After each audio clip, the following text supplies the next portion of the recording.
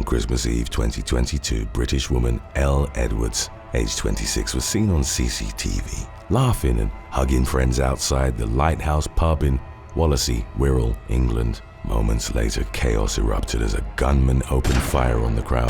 The shooter was identified as drug dealer Connor Chapman, a father of two who at the time was in his early 20s. Armed with a Scorpion submachine gun, he'd been waiting to ambush his gangland rivals, Kieran Salkett and Jake Duffy. When they emerged, Chapman began shooting at everyone who was outside the pub, including bystanders that had no connection to the two men. Salkett and Duffy were non-fatally injured along with 3 other men.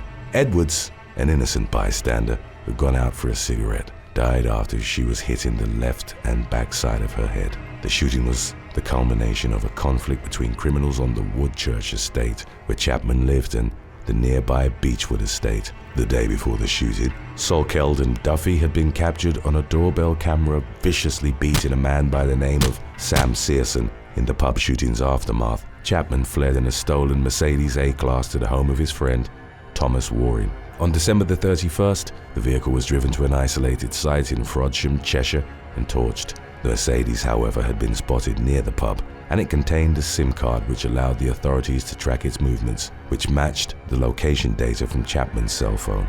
Additionally, Chapman's DNA was found on a bullet casing at the scene. He was arrested in Wales, where he'd booked a romantic stay with his girlfriend. In July of 2023, the man was jailed for life, with a minimum of 48 years served, after being convicted on 8 counts including murder, attempted murder, and weapons charges. 20-year-old Waring was jailed for 9 years for the possession of a prohibited firearm and assisting an offender, as he'd helped Chapman set fire to the Mercedes. Number 6. Tiffany Moore. 19-year-old New Jersey woman Felicia Hester was gunned down outside the Coco Bongo nightclub in Elizabeth on September the 22nd of 2011. Emergency services were called to the scene, where they found Hester on the sidewalk in critical condition. She was taken to University Hospital in Newark, where she died 2 days later. The city's homicide task force, assisted by the Union County Sheriff's Office ID unit, launched an intensive investigation that led them to Tiffany Moore. The 21-year-old was arrested on murder charges less than a week after the incident. While her motive for shooting Hester remained unclear, it may have been rooted in gangland violence, as Moore was a confirmed member of Piru, a set of the Bloods street gang. She ultimately pleaded guilty to manslaughter and in 2015 was sentenced to 22 years in prison, 85% of which she had to serve before being eligible for parole. Number 5. Goshen shooting. 6 people were killed execution-style at a house in the farm town of Goshen in Central Valley, California, on January the 16th of 2023. Most of the victims were part of the Perez family, and every person found dead in the residence had sustained gunshot wounds. 50-year-old Jennifer Anaya was shot in her sleep. Teenager Alicia Perez was captured on CCTV running outside the home and trying to save her son by lowering him over a wooden fence. A man then approached them with a raised right hand and a handgun faintly visible in his hand before the video cut off. A woman who called 911 survived the shooting unharmed by hiding in a trailer. Through tears and pleas for help, she told the operator, "They shot my boyfriend. They keep shooting outside." Gunshots could be heard during the call, and the woman then gasped and said, "They're shooting in the house." It was initially suspected that the massacre had been the work of a drug cartel. During the investigation that followed, the shooters were identified as 25-year-old Noah David Beard and Angel Nanu Urate, aged 35. The 2 men, both Norteño gang members, were described as cold-blooded killers. The Norteños were tied to Nuestra Familia, or Our Family, a powerful prison gang formed in Northern California in the 1960s. While a motive for the massacre wasn't immediately specified, the authorities determined that at least 2 members of the Perez family were affiliated with the Soreño, and Goshen was reportedly regarded as rival Norteño territory. In early February of 2023, the Tulare County Sheriff's Office, in collaboration with other agencies, launched a series of raids collectively dubbed Operation Nightmare. in which they served warrants at several state prisons as well as multiple locations in Visalia and Goshen. Beard and Urate were taken into custody. The latter was shot as he engaged federal agents from the Bureau of Alcohol, Tobacco, Firearms, and Explosives in a gun battle. He underwent surgery in a local hospital and was expected to recover. Both men had extensive criminal records that included weapons charges, assault, aggravated robbery, and drug charges. The legal proceedings associated with the Goshen massacre were ongoing as of the latest updates on the matter. Number 4. Marcus Renard Coleman. 30-year-old Marcus Renard Coleman was sentenced to 45 years in prison in the spring of 2023 for killing his childhood friend, 24-year-old Adonia Spiller. In 2016, when Coleman was in his mid-20s, he was a documented member of the Houston area gang 5th Ward Circle and out on bail on the charge of felon in possession of a firearm. Coleman believed there was also an active domestic violence warrant for his arrest, and he sought refuge at Spiller's apartment. The two men at some point argued over a small quantity of marijuana. A witness later testified in court that as the dispute unfolded, Spiller's 2-year-old daughter was next to him and he was also holding Coleman's newborn daughter in a carrier. Coleman reportedly told the other man to put the baby down. He then shot him in the stomach and neck, inflicting critical injuries to which Spiller succumbed in a hospital the following day. In the killing's aftermath, Coleman fled to Louisiana, but he was ultimately tracked down, taken into custody, and extradited to Texas. He was released while his trial was pending and jumped bail 3 times, committing further felony crimes on each occasion in the form of 2 domestic violence incidents and 1 of cocaine possession. Following his sentencing, Assistant District Attorney Barbara Musette was quoted as saying that Coleman was given every opportunity for rehabilitation and he always went back to violence. The conclusion of the legal proceedings had not only been delayed by Coleman's bail violations but also the onset of Hurricane Harvey and the COVID-19 pandemic. Number 3. Terrence Thomas. On June the 10th of 2020, Texas man Terrence Thomas, a career criminal who was allegedly part of the gangster Disciple Street gang, sat in his car at a motel off the North Freeway between FM 1960 and Ritchie Road in Houston. He was approached by 23-year-old Jaquan Thompson, whom he knew, and who was accompanied by an unnamed woman.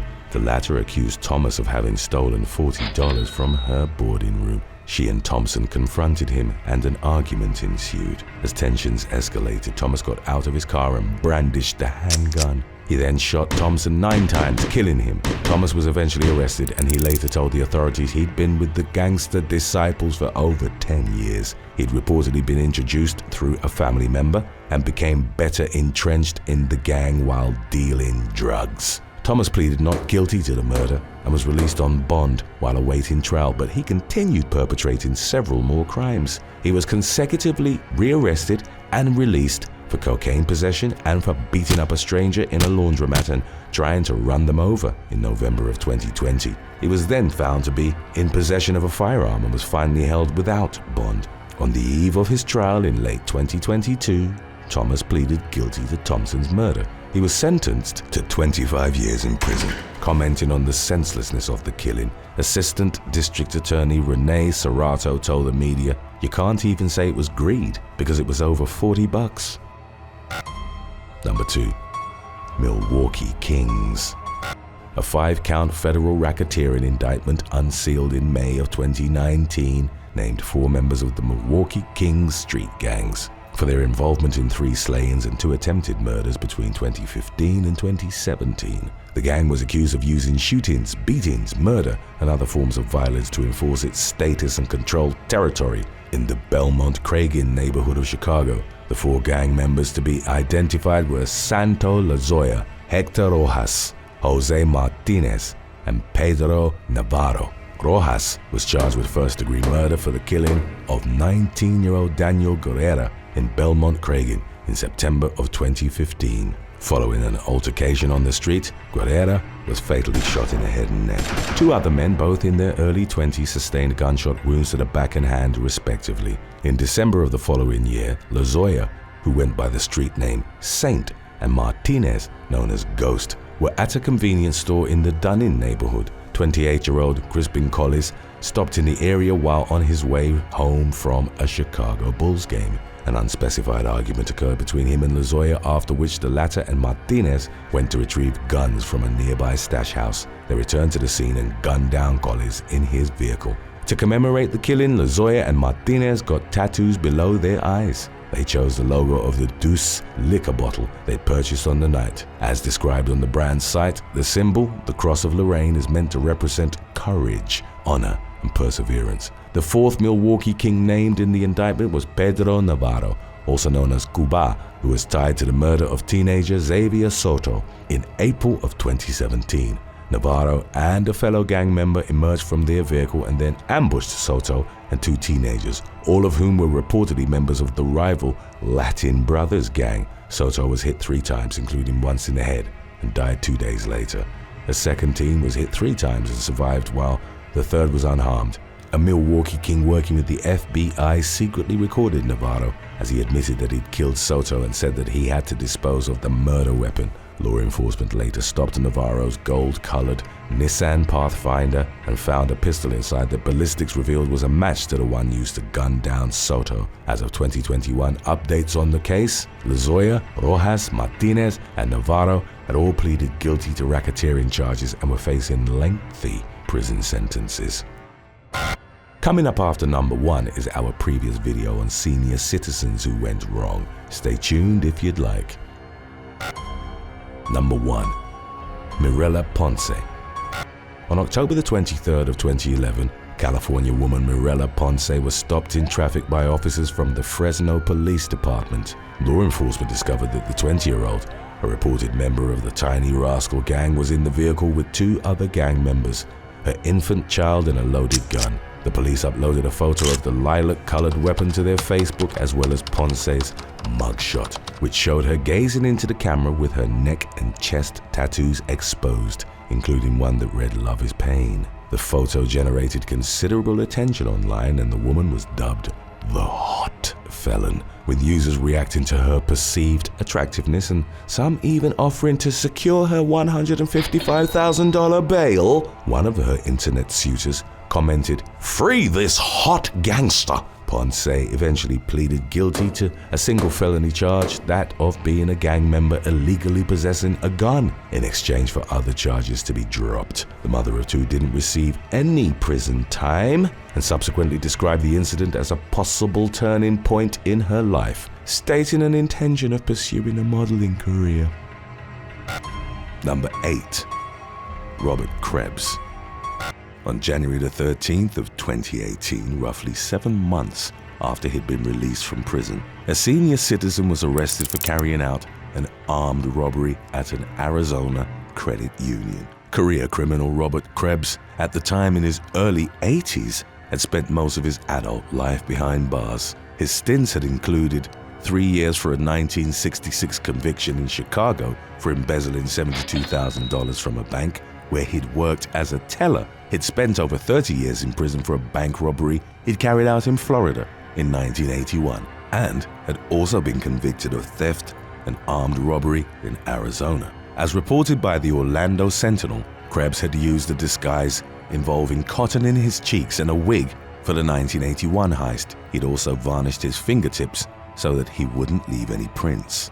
A branch manager activated a silent alarm and KREBS was taken into custody as he walked into the bank's parking lot. 37 years after his latest heist and several months following his prison release, KREBS entered the Pyramid Federal Credit Union branch on Tucson's northern edge. He placed a pistol, which later turned out to be a BB gun, on the counter and demanded cash. The senior citizen walked off with an estimated $8,400, but was arrested at a hotel the following day after he was recognized from surveillance footage distributed by the police. KREBS subsequently told investigators that he hadn't worn the disguise on purpose because he wanted to get caught and returned to prison. He described the months following his release as the worst he'd ever experienced, as he struggled to adjust to life on the outside and survive on his monthly $800 Social Security payment. KREBS' lawyer had said that the man had claimed he wanted to get out of the freedom business. The 84-year-old appeared during his 2021 sentencing in a wheelchair and had trouble hearing what was said in a courtroom. he declined to answer the judge when asked if he accepted responsibility for his actions before receiving his sentence of more than 21 years in prison. Number 7. Richard Harvey.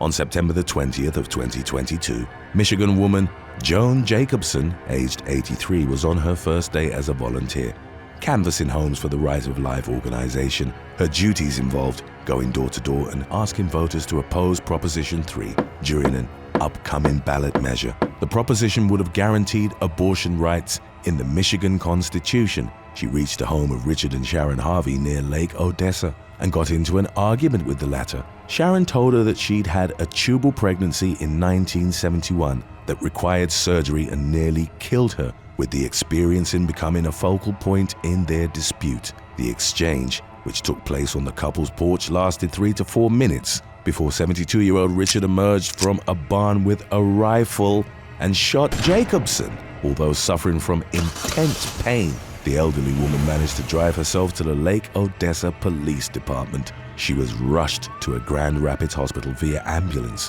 where doctors found that the bullet had narrowly missed her spine and had become lodged in soft tissue between her shoulder and collarbone. Jacobson survived the shooting, and Richard was arrested for felonious assault and 2 misdemeanor firearms charges, for which he faced up to 6 years behind bars. The senior citizen maintained that he'd intended to fire a warning shot to scare Jacobson as she was aggressively waving her clipboard and umbrella in his wife's face. He claimed that he then tried to use the rifle to club the clipboard out of her hand, but that he'd accidentally pulled the trigger while the weapon was pointing at her. In the 911 call that followed the incident, Richard claimed that he hadn't shot the woman, whom he described to the operator as a right-wing nut, on purpose. Accounts on the circumstances surrounding the gunshot also differed, as Jacobson claimed it occurred without warning as she was walking away from the home. The Harveys, however, stated that she was belligerent and refused to leave the property in spite of being asked to do so multiple times.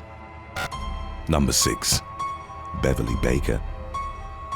A family from Pasadena, California, were considering moving home in late October of 2022 after their elderly neighbor attacked their house with a pickaxe during what was reported as a mental breakdown. Part of the incident, which occurred on October the 24th, was caught by the Ring doorbell camera of chiropractor Armand Chukadrian. The clip showed 65-year-old Beverly Baker approaching his house with a pickaxe on her shoulder. The woman then started swinging the tool and smashing Chukadrian's windows. She was recorded yelling out, "Questions? Questions, anyone? I'll be back. Get out!" Chukadrian's mother-in-law and baby daughter at home as Baker's charge on the property unfolded. The child was sleeping in a bassinet near the windows and would have likely suffered serious injuries if her grandmother hadn't intervened and pulled her away. The authorities were called and arrested Baker at her home, which was only a few blocks from the scene of the attack. Later that evening, she was charged with 1 felony count of vandalism. As reported by the Pasadena Police Department, she and Chukadrian had no relation and she had no record with the department. Law enforcement suspected that the pickaxe incident had been the product of a mental health emergency that the woman was experiencing at the time. Chukadrian and his family were considering changing their address, as Baker's attack on their property had left them feeling unsafe in their home. Number 5. Connecticut Group.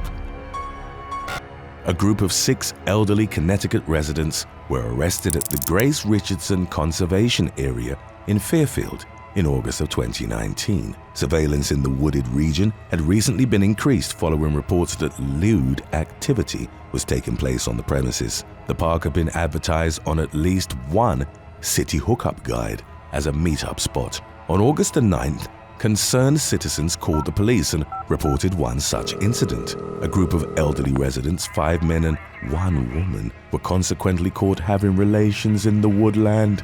They were identified by the CT Post as Daniel Dobbins, Otto Williams, John Linartz, and Charles Ardito, along with Richard Butler and his wife Joyce, both of whom were in their 80s.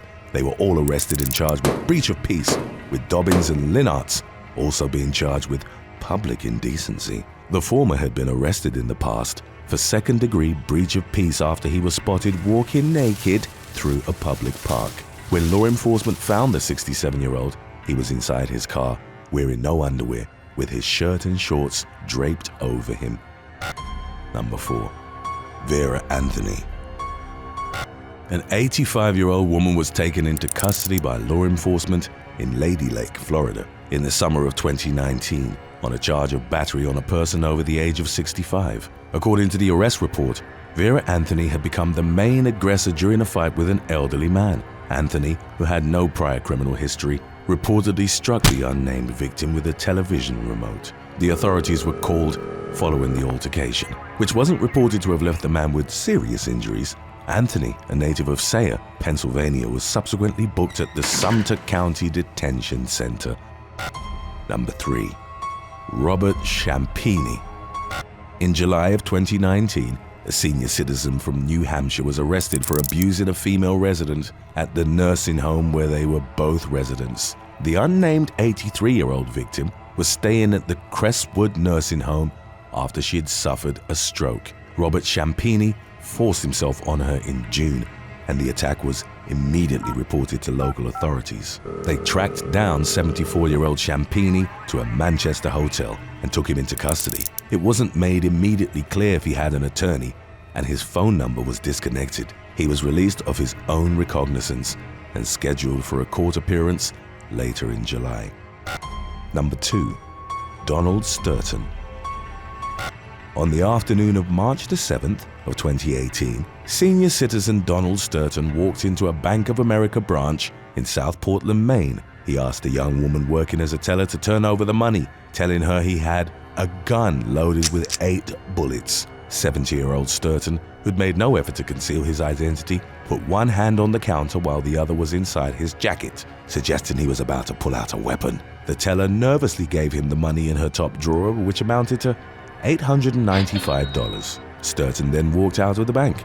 He displayed no urgency in his getaway and didn't have a car waiting for him, so he planned to take the bus home. South Portland police arrived at the scene within minutes. They held Sturton, who appeared to have been waiting for them at gunpoint, and took him into custody. The police recovered the stolen cash and a water gun, which the senior citizen had had on him during the heist. As he was interviewed by detectives, Sturton not only confessed but claimed that he wanted to get caught. He reported that he'd struggled with depression and no longer felt like a productive member of society. Sturton added that he'd woken up that day with one of 2 choices in his mind. Either he'd rob the bank or take his own life. He reportedly regarded spending a few years in prison as something potentially beneficial to his mental health. The water gun in his possession was held together with black tape and had previously been used by Sturton to train his cats not to scratch household items. He claimed to have brought it with him for fear that he wouldn't be taken seriously otherwise. Sturton was charged with Class B robbery, for which he faced up to 10 years in prison, but given his age, mental state, and lack of criminal record, prosecutors were expected to be lenient. Number 1. Kenneth Montgomery.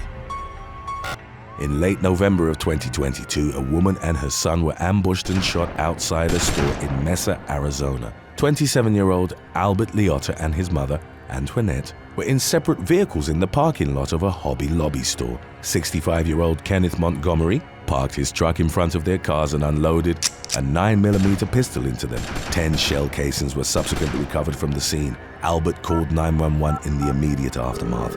He was taken to a hospital with gunshot wounds to both legs, while his 61-year-old mother was pronounced dead at the scene. Maricopa County deputies found Montgomery as he was climbing into the bed of a stranger's pickup truck in the area of Bush Highway northeast of Mesa. The handgun he'd used in the shooting was recovered with blood on it from Montgomery's truck, which was located near the Butcher Jones recreation site. Following his arrest, he admitted to the authorities that he'd shot the mother and son because he thought they'd been involved in prior criminal activity. He added that anybody would have done the same. It was, however, determined by the police that the senior citizen and the victims didn't know each other. Montgomery was held at the Maricopa County Jail on a $1 million bond and charges that included second-degree murder and aggravated assault. Thanks for watching. Would you rather join a gang or a fraternity? Let us know in the comment section below.